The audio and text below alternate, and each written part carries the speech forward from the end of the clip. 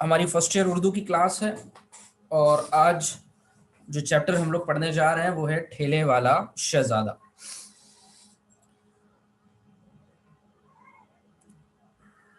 ठेले वाला शहजादा, देखिए इसके जो मुसन्निफ हैं, बेटा रिकॉर्डिंग मैंने अभी स्टार्ट की है लेक्चर की, तो जो बाकी जो हमारी गुफ्तगू थी वो सारी जो है वो रिकॉर्ड लेक्चर में आपको नहीं मिलेगी।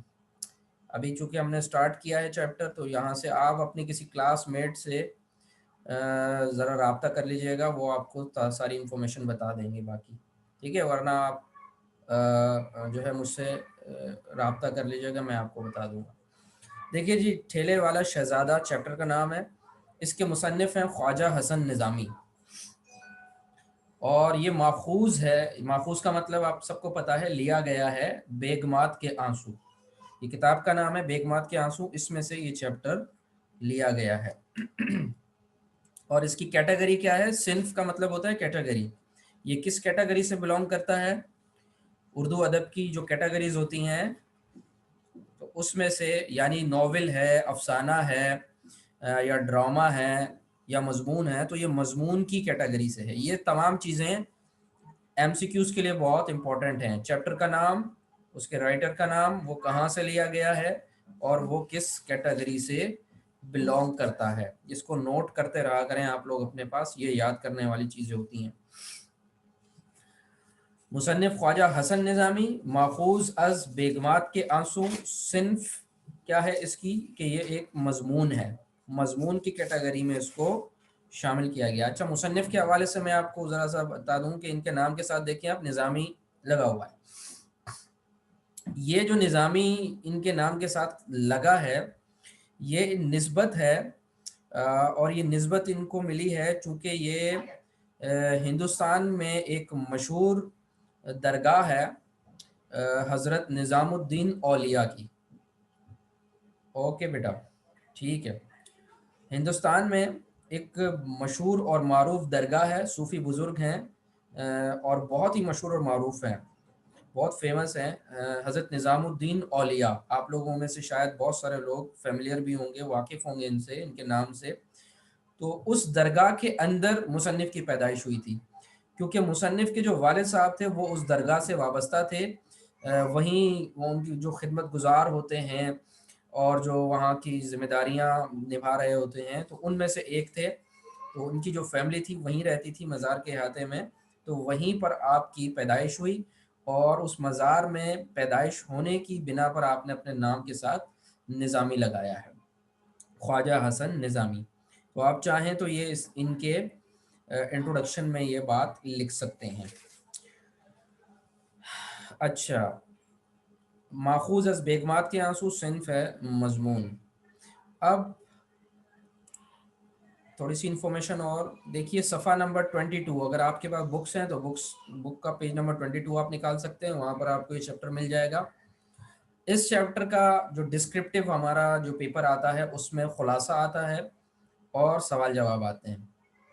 सवाल जवाब ऑप्शनल में होते हैं, तो ज़्यादातर बच्चे खुलासा ही अटेम्प्ट करते हैं, लेकिन खुलासे के पॉइंट ऑफ व्यू से ये चैप्टर बहुत ज़्यादा अहम है, और तकरीबन हर साल किसी ना किसी ग्रुप में इसका खुलासा लाजमी आता है। तो इसको आप बेटा खुलासे के पॉइंट ऑफ व्यू से, अगर डिस्क्रिप्टिव हमारा अभी फ़िलहाल आपने ऐसा नहीं करना कि याद करना छोड़ देना है, नहीं, याद आपने तमाम चीज़ें याद करनी है बिल्कुल, जिस तरह आप लोग पढ़ रहे थे।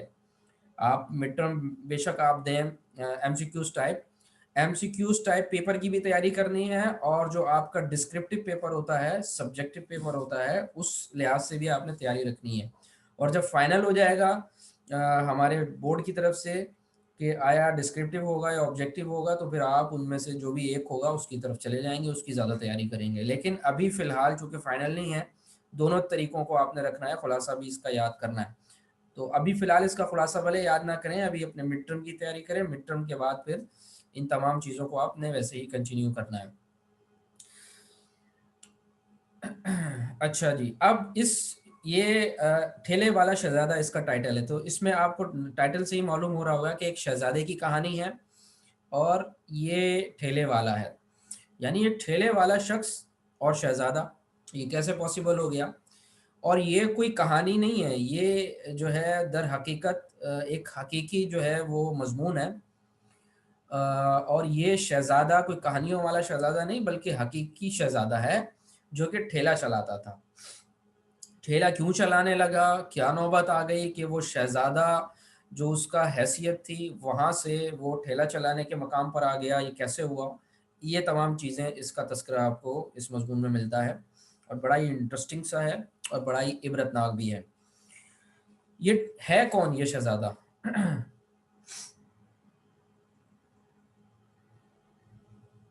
जी, बिल्कुल ऐसा ही है। ये शहजादा जो है, ये आपने नाम सुना होगा, मुगलिया सल्तनत जो थी हिंदुस्तान में, उसके जो आखिरी बादशाह थे बहादुर शाह जफर। तो बहादुर शाह जफर का भतीजा ये ठेले वाला शहजादा था।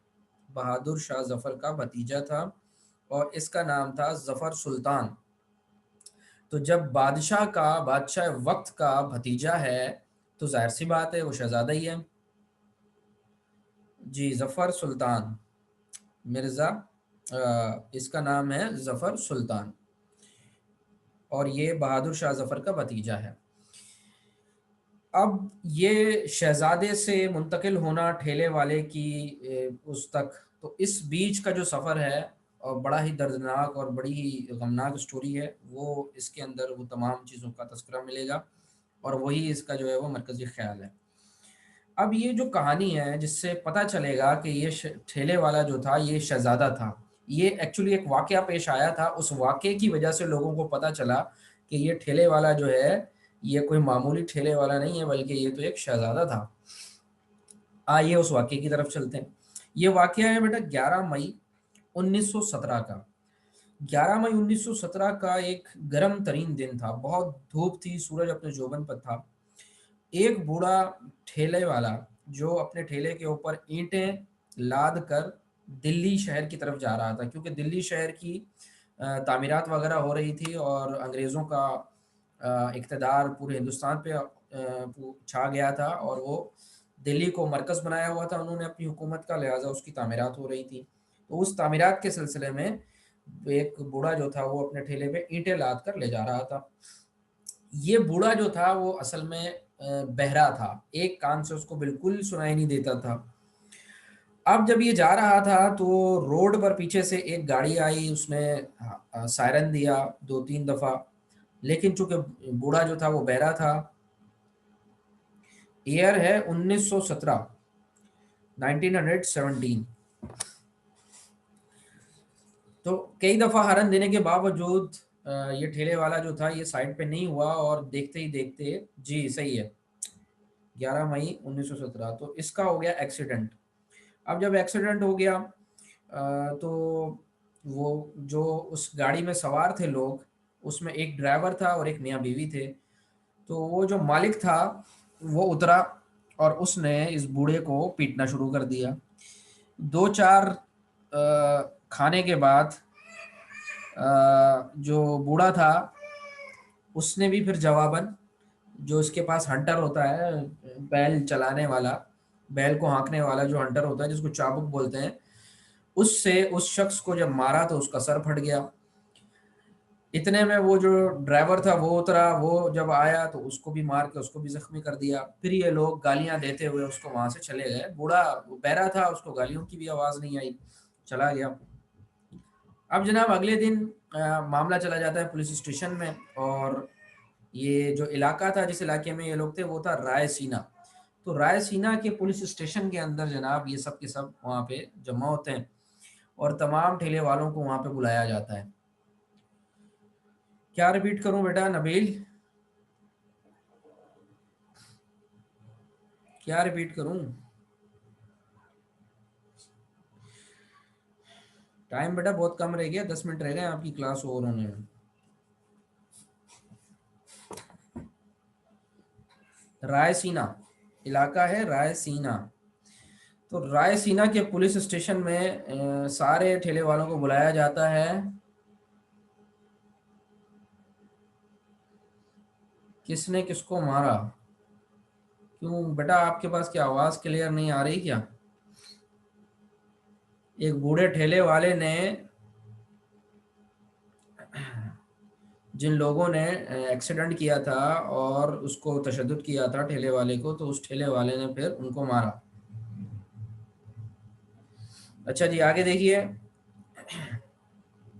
अब पुलिस स्टेशन में जब तफ्तीश की गई तो बूढ़े जो ठेले वाला था उसने कहा कि जी बिल्कुल मैंने इनको मारा है, और ये लोग जो है गरीबों को घास फूस समझते हैं, पहले इन्होंने मुझे मारा जिसके बदले में मैंने इनको मारा। और ये जो लोग हैं ये आज से कुछ सालों पहले हमारे इनके ये लोग और इनके जो बड़े होते थे, माँ बाप और दादा परदादा, वो सब हमारे गुलाम थे। और इनके वालिदैन, इनके माँ बाप, तो एक तरफ पूरा हिंदुस्तान जो है वो मेरा महकूम था, मैं पूरे हिंदुस्तान का हाकिम था।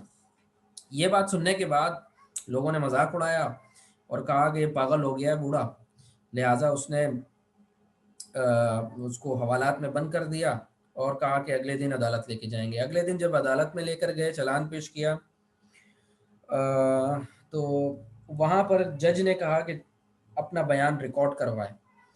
तो जब इस शख्स ने अपना तारुफ करवाया तो वहाँ पर बूढ़े ने कहा कि मेरा नाम जफ़र सुल्तान है और मैं मिर्ज़ा बहादुर शाह का भतीजा हूँ।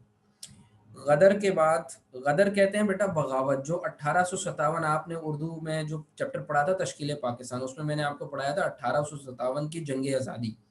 मुसलमानों ने अंग्रेज़ों के ख़िलाफ़ जंग आज़ादी के नाम से एक तहरीक शुरू की थी जिसमें अंग्रेज़ों से निजात हासिल करने के लिए जिहाद किया था। लेकिन मुसलमानों को उसमें नाकामी हुई थी, जिसकी जिसकी वजह से पूरे हिंदुस्तान पे हुकूमत अंग्रेज़ों की जो थी वो आ गई थी। तो इसके बाद बड़ा मुसलमानों को, जिन जिन जिन लोगों ने जहाद में हिस्सा लिया और जिन लोगों ने अंग्रेज़ों के खिलाफ बगावत की, तो उन सब के ऊपर बड़ी सख्तियाँ की गईं। चुन चुन के उन्हें कत्ल किया गया, मारा गया। तो इसी वजह से ये जितने भी इनकी मुगलिया सल्तनत के और इनके जितने भी आल औलादें थीं, ये लोग सब छुपते छुपाते और भागते फिरे। बेटा कमेंट्स ना करें प्लीज़। जी जी कर लीजिएगा, लेकिन टाइम बचे भी तो, टाइम बहुत कम है बेटा, इसको कंप्लीट करने दें मुझे। तो उसने कहा बूढ़े ने कि गदर के बाद मैं दिन ब दिन परेशानियां उठाई, मुल्कों मिल्कों में फिरा, फिर दिल्ली आकर ठेला चलाना शुरू कर दिया। मैं ईंटें लेकर जा रहा था, मैं बहरा हूँ, मोटर की आवाज़ नहीं सुनी। इन लोगों ने मुझ पर रहम ना खाया और मुझे मारा, जिसके जवाब में मैंने इन्हें मारा। और गदर से पहले जिस जगह आप बैठे हैं मैं उस जगह बैठा करता था। जज से कह रहा है कि जिस जगह आप बैठे हैं उस जगह मैं बैठा करता था और कई सरकशों और शरीरों को सजा सुनाया करता था। बेशक मैंने अपना बदला लिया है, आप लोग जो चाहे इंसाफ करें। अदालत का जब अदालत ने ये बयान सुना उसका बूढ़े का, तो सबके ऊपर सख्ता तारी हो गया और अदालत ने बूढ़े को बाइज्जत बरी कर दिया और उससे पूछा कि भाई तुम पेंशन वेंशन क्यों नहीं लेते हो और तुम ये इतना बुरा काम ठेला चलाने का क्यों कर रहे हो, हालांकि तुम एक बात शहजादे थे। तो उस पर उस बूढ़े ने जवाब दिया कि भाई मैं मेहनत मजदूरी करके कमाने का कायल हूँ और इसमें मैं कोई जिल्लत और हिकारत नहीं समझता मैं इस काम में, और मैं बड़ा खुश हूँ। अच्छा, इसके बाद मामला ख़त्म हो गया, रफा दफा हो गया, सब चले गए। बेटा कमेंट ना करें प्लीज़, वरना मैं कमेंट भी बंद कर दूंगा यहाँ से, ठीक है। इसके बाद बूढ़ा जो है वो एक पहाड़गंज की साथ मस्जिद जो थी उसके अतराफ में ही रहता था। तो अब वो जब मस्जिद में नमाज पढ़ने गया तो एक शख्स आया वहाँ पर और उसने कहा कि आज अदालत में मैंने आपका बयान सुना था, मैं अदालत में मौजूद था, तो आप ज़रा मुझे वो हालात बताइए कि आप किस तरह से जो है वो हालत पर पहुँचे। तो बूढ़े ने बताया कि मैं अपने बाप का लाडला बेटा था। गदर के बाद अंग्रेज़ों के जुल्म सितम से बचने के लिए मैं अपनी नाबीना माँ के साथ दिल्ली से करनाल रवाना हुआ। करनाल एक इलाका है, तो बीच में एक गांव पड़ता है। तो उस गांव में वहाँ के जो लोग थे उन्होंने मुझे सख्त अजियत दी। बैल जो था बैलगाड़ी का वो रात को चोर खोल कर ले गए और फिर वहाँ का जो चौधरी था उस गांव का, उसने बहाने से मुझे अपना मेहमान बना लिया और फिर रात में सब गांव वालों को जमा करके और अंग्रेज़ों की आमद का शोर मचाया और फिर उसके बाद सारा सामान जो हमारे पास था, मालो दौलत जेवरात, वो सब लूट लिया और खूब मारा पीटा, और फिर उसके बाद मुझे जंगल में मुझे मेरी माँ को फेंकवा दिया। जब मुझे होश आया तो मेरी माँ सिरहाने बैठी हुई रो रही थी। उसकी हिम्मत दिलाने पर मैं उठा, लेकिन कुछ ही देर में एक गंवार जो था शख्स, वो आया और उसने पैसों की लालच पर हम पर उसने हमला कर दिया। उसने मेरी बूढ़ी माँ के सर पे डंडा मारा और वो बेचारी बेहोश हो गई। और हमारी तलाशी लेने के बाद उसे कुछ और तो ना मिला, क्योंकि हमारे पास कुछ भी नहीं था। और वो हमारे कपड़े तक जो था वो ले गया, और उसी हालत में मेरी माँ का इंतकाल हो गया। मैंने उन्हें रेत में दफना दिया। फिर थोड़ी दिन बाद एक फौजी का वहाँ से गुजर हुआ, उससे मेरी हालत पर तरस आया। वो मुझे अपने साथ मकान में ले गया, और उसके बाद जब मेरी हालत बेहतर हुई तो फिर मैं फ़कीर बन के शहर ब शहर फिरता रहा। एक खैराती काफ़िले के साथ हज पर चला गया, वहाँ 10 साल गुजारे। फिर मदीना मुनव्वरा आ गया, और फिर बहुत सारे मुल्कों में मैं घूमता रहा, शाम, हलब, बगदाद। फिर वहाँ से होता हुआ कराची और फिर दिल्ली आ गया। पहले मैं रेल में मजदूरी करता रहा और अब मैं ठेला चलाता हूँ। इस शख्स ने तमाम ये कहानी उसके सुनने के बाद कहा कि क्या मैं आपकी ये कहानी अपनी किताब में लिख दूँ? तो शहजादे ने कहा कि ज़रूर लिखो, लेकिन साथ में ये भी लिखना कि हर गुजरने वाली बात और गुजरने वाला वक्त और हर गुजरने वाली राहत और तकलीफ झूठी और बेअसल है, मगर इसमें इबरत ज़रूर है। ये जो, जी अब ये कंप्लीट हो गया। ये जो चैप्टर 7 पेजेस का है, लेकिन आपको सिर्फ खुलासा लिखना है ना। 7 चैप्टर का पेज आप क्या करोगे? पढ़ना है आपको। एमसीक्यूज के लिए तैयार करेंगे तो पूरे को पढ़ना पड़ेगा आपको, ठीक है? इसमें से कहीं से भी मैं एमसीक्यूज बना के आपसे पूछ सकता हूँ। हाँ भाई, बूढ़े ने ठेले वाले शहजादे ने जिस मस्जिद में नमाज पढ़ी उसका नाम क्या था? तो आप लोग को बताना, आप लोग को पता होना चाहिए। ठीक है, चैप्टर आपको पढ़ना पड़ेगा इसके लिए बेटा। अब आपने क्या करना है कि ये तो यहाँ पे कंप्लीट हो गया। आपने पूरा चैप्टर किताब से पढ़ना है, और ग्रामर के भी बेटा आपके एमसीक्यूज आ जाएंगे। टेंशन क्यों ले रहे हो? ग्रामर के भी एमसीक्यूज बन जाएंगे ना।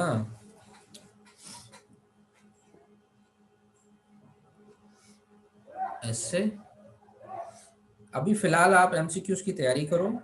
टेंशन क्यों ले रहे हो भाई? अभी क्लियर हो जाएगा थोड़े दिनों में कि एमसीक्यूज टाइप ही आपका फाइनल पेपर बनेगा, या आपका डिस्क्रिप्टिव बनेगा, या आधा आधा होगा। तो आप टेंशन क्यों ले रहे हो? सब हो जाएगा, हम करवा देंगे आपको। आप जो पढ़ रहे हैं उसको पहले की तरह तैयार करते जाएं। आप पूरा कंप्लीट पढ़ेंगे। ये चैप्टर आपने आज पढ़ा, इसको कंप्लीट डिटेल में पढ़िए बुक से। तो आप जब बुक से पढ़ेंगे तो आपको खुलासे के लिए भी हेल्प मिल जाएगी, एमसीक्यूज के लिए भी हेल्प मिल जाएगी। कोई सिलेबस से आउट होके नहीं आएंगे। सिलेबस से आउट कुछ भी नहीं आएगा बेटा, सब सिलेबस के अंदर का ही आएगा। तो उससे आपने पढ़ना है, पढ़ना शर्त है। पढ़ेंगे तो इंशाल्लाह सब हो जाएगा आपका। एमसीक्यूज टाइप टेस्ट आए, डिस्क्रिप्टिव टेस्ट आए, जिस तरह का भी टेस्ट आए, जिसने पढ़ा है वो टेस्ट दे, इंशाल्लाह अच्छे नंबरों से वो पास करेगा पेपर। तो ये ठेले वाला जो है, इसका आपने अब काम ये करना है बेटा, ये प्लीज ऐसा ना करो। यहाँ पे कोई इररेलेवेंट कमेंट आप लोग का नहीं आना चाहिए, बिलखुसूस एक दूसरे से मुताल्लिक। ठीक है, अब इसका काम आपने ये करना है कि आपने इसको कंप्लीट चैप्टर को पढ़ना है। उसमें से आपने चाहे तो खुद से भी आप एमसीक्यूज बना सकते हैं। जब पढ़ेंगे तो एमसीक्यूज तो आपके खुद ही जो है वो तैयार हो जाएंगे। बाकी खुलासा जो है वो आप अपने मिड टर्म के बाद इसका तैयार कर लीजिएगा। इसके क्वेश्चन आंसर देख लीजिए। पहला सवाल है, ठेले वाला कौन था और उसने अंग्रेज मजिस्ट्रेट के सामने क्या बयान दिया? दूसरा सवाल, अंग्रेज मजिस्ट्रेट ने उसे क्यों बरी कर दिया? तीसरा सवाल है, अंग्रेज मजिस्ट्रेट ने अजराए हमदर्दी बूढ़े से क्या कहा और बूढ़े ने क्या जवाब दिया? चौथा, पांचवा, छठा, सातवां, छः छः सवाल जो हैं ये आपने करने हैं। 6 सवाल आपने तैयार करने हैं, और ये 6 सवाल असाइनमेंट के तौर पे मैं आपको दे रहा हूँ। इसको आपने घर से करना है, और फिर व्हाट्सएप के ऊपर मुझे आप सबमिट करवा देना। ठीक है बेटा, आपकी क्लास का टाइम जो है वो ओवर हो गया है। किसी का कोई क्वेश्चन हो तो आप पूछ सकते हैं। इसके जो सवाल और जवाब हैं वो आपने चैप्टर पूरा पढ़ेंगे तो इसके क्वेश्चंस जो लास्ट में दिए हुए हैं वो सारे आपके हो जाएंगे। क्वेश्चंस के आंसर लिखकर आपने मुझे व्हाट्सएप के ऊपर सेंड कर देना है। ये आपका असाइनमेंट है।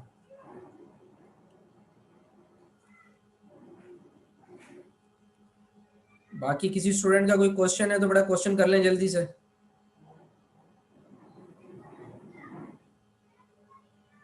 पहाड़गंज की मस्जिद में, पहाड़गंज की मस्जिद में नमाज पढ़ी थी। ठीक है, बाकी पेपर से रिलेटेड जितने भी क्वेश्चन होंगे उनको हम इंशाल्लाह कल देखेंगे इस्लामियत की क्लास में। ठीक है बेटा, अपना ख्याल रखिएगा। Thank you very much. अल्लाह हाफिज़।